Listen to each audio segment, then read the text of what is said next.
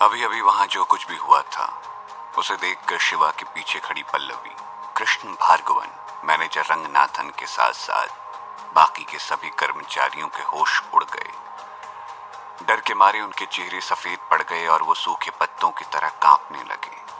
डर और खौफ का एहसास उनकी आंखों से साफ साफ झलक रहा था। जो कुछ भी हुआ वो उनके लिए किसी अजूबे से कम नहीं था। अगर वो सब उन्होंने अपनी आंखों से ना देखा होता तो शायद वो कभी उस पर यकीन नहीं कर पाते, लेकिन वो सब तो शिवा के चमत्कार के साक्षी थे। तभी अचानक पल्लवी ने कांपती सी कर्कश आवाज में कहा कि ये सब क्या क्या हो रहा है? वो चीख और वो काला साया, ये सब काला जादू था। हालांकि मैनेजर रंगनाथन ने अपने जीवन में कई बड़े बड़े तूफान और आंधियां देखी थी, लोगों को अपनी आंखों के सामने तड़पते और मरते देखा था, लेकिन जो कुछ उसने अभी कुछ देर पहले देखा और सुना, इस तरह का नजारा तो उसने आज से पहले कभी अपने सपने तक में नहीं देखा था। वो जानता था कि जो शिवा ने किया था वो किसी भी साधारण इंसान के लिए कर पाना नामुमकिन था। कृष्ण भार्गवन के लिए भी वो खौफनाक मंजर किसी डरावने सपने से कम नहीं था, लेकिन कुछ देर तक सदमे में रहने के बाद आखिरकार उन्होंने खुद को संभाला और शिवा की ओर असीम श्रद्धा से देखने लगे। वो जानते थे कि अगर कोई बड़े से बड़ा तांत्रिक भी उस काले जादू के टोटके को तोड़ने की कोशिश करता या उस पूरी की पूरी पेंटिंग को जला देता, तब भी वो दुष्ट शक्ति उसके सामने चिल्लाते हुए घुटने नहीं टेकती। लेकिन शिवा ने तो सिर्फ अपनी दाईं हथेली के इशारे भर से उस पेंटिंग को बिना छुए न केवल उस काले टोटके को खत्म कर दिया, बल्कि उस दुष्ट शक्ति को वहां से भागने तक को मजबूर कर दिया। वो मन ही मन सोचने लगे कि आखिर ये शिवा कौन है और उसने किस तरह के तंत्र का इस्तेमाल किया था। कुछ देर तक यूं ही सोचने के बाद उन्होंने खुद को संभाला और आगे आकर अपने दोनों हाथ जोड़ते हुए बड़े ही अदब के साथ शिवा से कहा, बहुत बहुत धन्यवाद शिवा। मैं कृष्ण भार्गवन आपके इस उपकार को हमेशा याद रखूंगा। उनकी बात सुनकर शिवा ने हल्की मुस्कुराहट के साथ अपनी हथेली पर आई पसीने की बूंदें साफ करते हुए कहा, यह तो आपका बड़प्पन है भार्गवन जी। दरअसल आपकी उस पेंटिंग में किसी ने जानबूझकर काला टोटका किया था। उस पेंटिंग में भगवान शेषनाग की आंखें बंद थीं और आपने उसे अपने हॉल में ठीक अपनी आंखों के सामने लटका रखा था। अगर आप कुछ दिन और उसे यहां रखते तो आपकी आंखों की रोशनी चली जाती।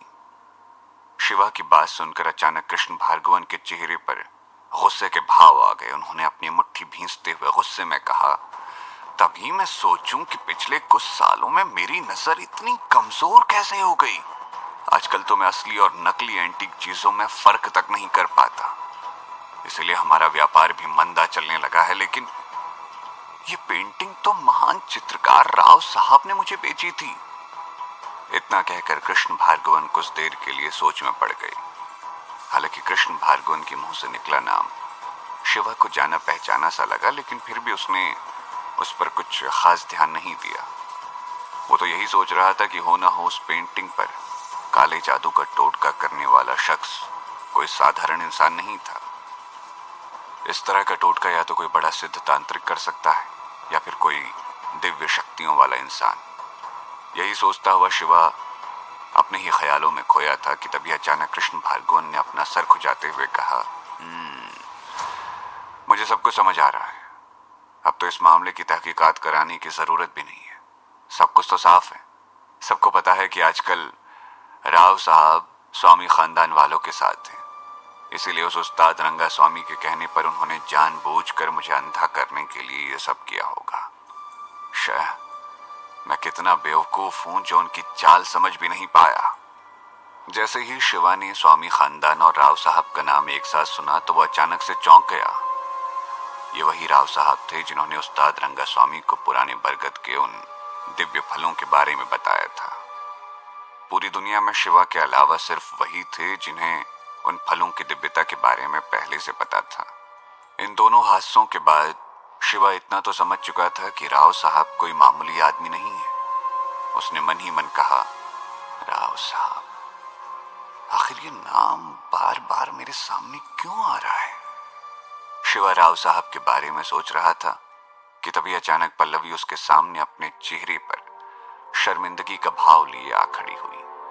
उसने झुककर अपने दोनों हाथ जोड़े और शिवा से माफी मांगते हुए कहा, शिवा, मुझे माफ कर दीजिए। अपनी नासमझी में मैंने आपके साथ इतनी बदतमीजी से बात की, लेकिन फिर भी आपने हमारे खानदान पर इतना बड़ा उपकार किया। मैं बहुत शर्मिंदा हूं। आपसे मेरी एक छोटी सी विनती है, क्या आप हमारे यहाँ की बाकी चीजों पर भी नजर डाल सकते हैं? भार्गवन खानदान आपका यह एहसान कभी नहीं भूलेगा। पल्लवी की विनम्रता और ईमानदारी को देखकर शिवा चौंक गया। किसे पता था कि ऊपर से इतनी नकचड़ी और गुस्सैल दिखने वाली पल्लवी अंदर से इतनी विनम्र और संस्कारी होगी। मैनेजर रंगनाथन के तेवर भी बदल चुके थे। वो तो मानो बिना कहे ही शिवा का भक्त बन चुका था। जैसे ही पल्लवी ने अपनी बात खत्म की, उसने फौरन एक प्याले में चाय परोसकर पल्लवी के हाथ में थमाते हुए शिवा को देने का इशारा किया। पल्लवी ने उसके हाथ से चाय का कप लेकर शिवा की ओर बढ़ाते हुए कहा, कम से कम मेरे हाथ से चाय तो पी लीजिए। पल्लवी की ऐसे विनम्र और निश्चल मनोहार को शिवा टाल नहीं पाया। उसकी बात सुनकर शिवा के मन में भार्गवन खानदान के लिए आदर का भाव जाग उठा। उसने मुस्कुराते हुए पल्लवी के हाथ से चाय की प्याली लेकर जैसे ही उसकी चुस्की ली, वैसे ही अब तक खुद को दोषी माने बैठी पल्लवी की सांस में सांस आई और उसके चेहरे पर मुस्कुराहट लौट आई। कृष्ण भार्गवन काले जादू वाले मामले की गंभीरता को समझ रहे थे, इसलिए उन्होंने भी पल्लवी की बात का समर्थन करते हुए मुस्कुराकर कहा, शिवा, मेरी भी आपसे यही प्रार्थना है, प्लीज हमारी दुकान की बाकी चीजों पर भी नजर डालिए। पता नहीं और कौन कौन सी चीजें काले जादू से भरी पड़ी हैं। उन दोनों की बात सुनकर शिवा ने एक सरसरी नजर से पूरी दुकान में रखी चीजों को देखते हुए कहा, भार्गवन जी, मुझे महसूस हो रहा है आपके यहाँ की बहुत सी चीजों पर काला जादू किया गया है। मैं आपकी दुकान की हर चीज को तो एक एक करके नहीं देख पाऊंगा, लेकिन अब क्योंकि आपके यहाँ नकारात्मक ऊर्जा बहुत ज्यादा है और अगर उसे दूर नहीं किया गया तो धीरे धीरे आप पूरी तरह से अंधे हो जाएंगे, इसलिए मैं आपकी मदद जरूर करूंगा। शिवा की बात सुनकर कृष्ण भार्गवन ने उत्साहित होते हुए कहा, सच? यह आपका हम पर बहुत बड़ा उपकार होगा शिवा। फिर शिवा ने मुस्कुराकर वहां खड़े कर्मचारियों को निर्देश देते हुए कहा, आप में से कोई मेरे लिए कुछ सामान की व्यवस्था करवा दीजिए प्लीज। मुझे एक पारे का बर्तन, कुछ काली स्याही और एक पेंटिंग करने वाला ब्रश चाहिए, और हाँ, साथ में एक तांबे का बर्तन, थोड़ा पानी और एक हाथ पोंछने का साफ तौलिया भी। शिवा की बताई हुई चीजों के बारे में सुनकर कृष्ण भार्गवन चौंक गए। उन्हें समझ नहीं आ रहा था कि आखिर शिवा करना क्या चाहता है, लेकिन फिर भी उन्होंने अपने कर्मचारियों से वो सारा सामान लाने को कहा।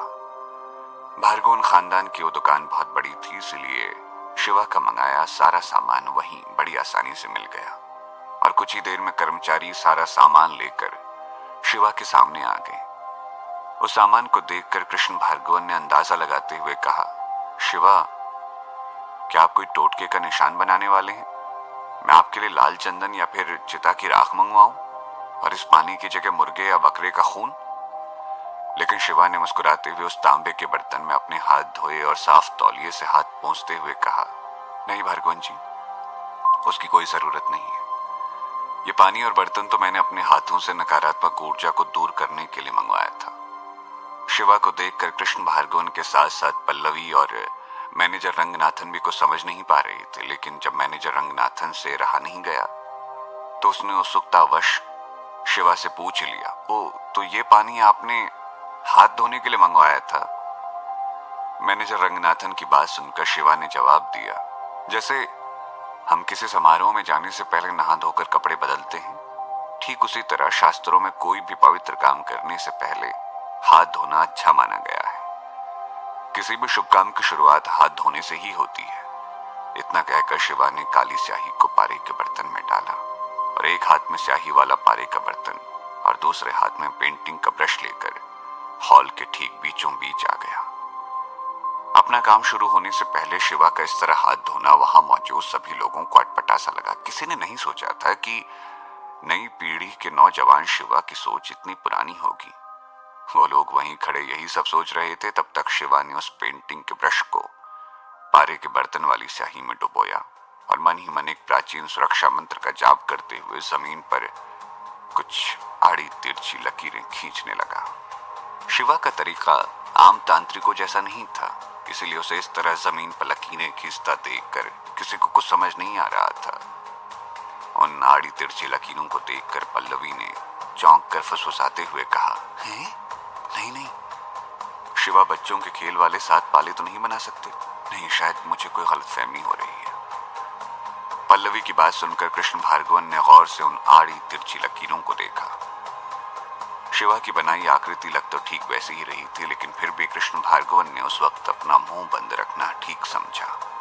आखिरकार अभी कुछ देर पहले ही शिवा ने अपनी जादुई शक्तियों से सबको आश्चर्य में डाल दिया था, तो अब वो ऐसी बचकानी हरकत कैसे कर सकता था। लेकिन मैनेजर रंगनाथन ने उन लकीरों को देखते हुए पल्लवी से कहा, लग तो कुछ वैसा ही रहा है मैम, हमारे यहाँ इसे थप्पा कहते हैं। बस उसमें पालों के नंबर भी लिखे होते हैं, 1 2 3 4 5 6 और 7, लेकिन शास्त्री जी ने ये यहाँ क्यों बनाया है?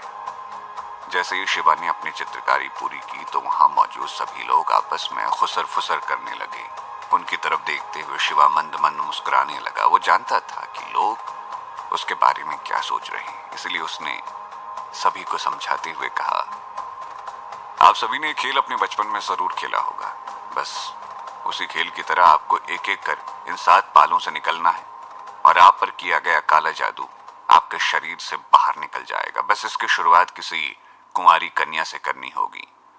इतना कहकर शिवा ने पारे का बर्तन और ब्रश नीचे रख दिया, मानो उसका काम खत्म हो गया हो। शिवा की बात सुनकर कृष्ण भार्गवन ने चौंकते हुए पूछा, लेकिन शिवा ये तो बच्चों का खेल है, इसे खेलने से काले जादू का असर खत्म हो जाएगा। उस हॉल में खड़ा हर इंसान उस वक्त शिवा से यही सवाल पूछना चाहता था, इसलिए कृष्ण भार्गवन का सवाल सुनकर सभी जवाब के इंतजार में शिवा को घूरने लगे। उन सभी की आंखों में सवाल देखकर शिवा ने मुस्कुराकर समझाते हुए कहा, इसका आधार बहुत ही सरल है। आपको क्या लगता है ये 7 पाले का खेल हजारों सालों से क्यों खेला जा रहा है? अगर आपको इसका नमूना देखना है तो जल्दी से किसी कुंवारी कन्या को बुला लीजिए। शिवा की बात सुनकर पल्लवी ने आगे आते हुए कहा, ठीक है, मैं शुरू करती हूं। क्या शिवा का टोटका काम करेगा? क्या वाकई इस खेल से भार्गवन खानदान के ऊपर से काले जादू का असर खत्म हो जाएगा? क्या शिवा पल्लवी को इस खेल की शुरुआत करने देगा?